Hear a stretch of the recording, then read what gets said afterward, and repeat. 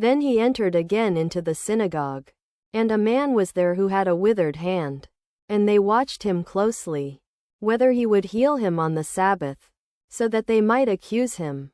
And he said to the man who had the withered hand, "Come forward." Then he said to them, "Is it lawful on the Sabbath to do good or to do evil?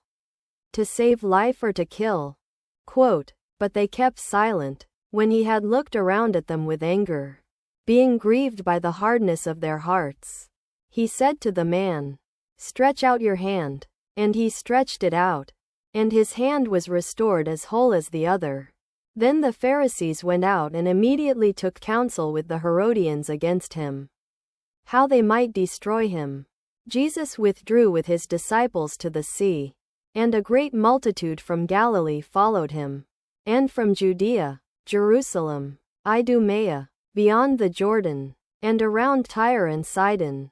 A great multitude, hearing all that he was doing, came to him, and he told his disciples to have a boat ready for him because of the multitude, lest they should crush him. For he healed many, so that as many as had afflictions pressed on him to touch him. And the unclean spirits, whenever they saw him, fell down before him and cried out, saying, "You are the Son of God." But he strictly warned them that they should not make him known. Then he went up on the mountain and called to him those he himself wanted. And they came to him. And he appointed 12, that they might be with him and that he might send them out to preach, and to have power to heal sicknesses and to cast out demons.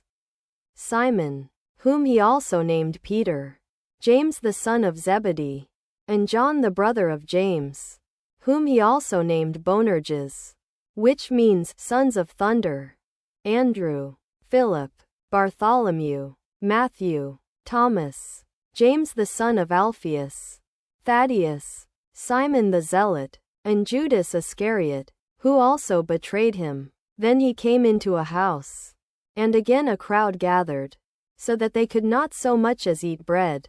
And when his own people heard about him, they went out to lay hold of him, for they said, "He is out of his mind." And the scribes who came down from Jerusalem said, "He has Beelzebub, and by the ruler of the demons he casts out demons." So he called them to himself and said to them in parables, "How can Satan cast out Satan? If a kingdom is divided against itself, that kingdom cannot stand. And if a house is divided against itself, that house cannot stand. And if Satan has risen up against himself and is divided, he cannot stand, but has an end. No one can enter a strong man's house and plunder his goods, unless he first binds the strong man. Then indeed he may plunder his house. Assuredly, I say to you, all sins will be forgiven the sons of men, and whatever blasphemies they may utter.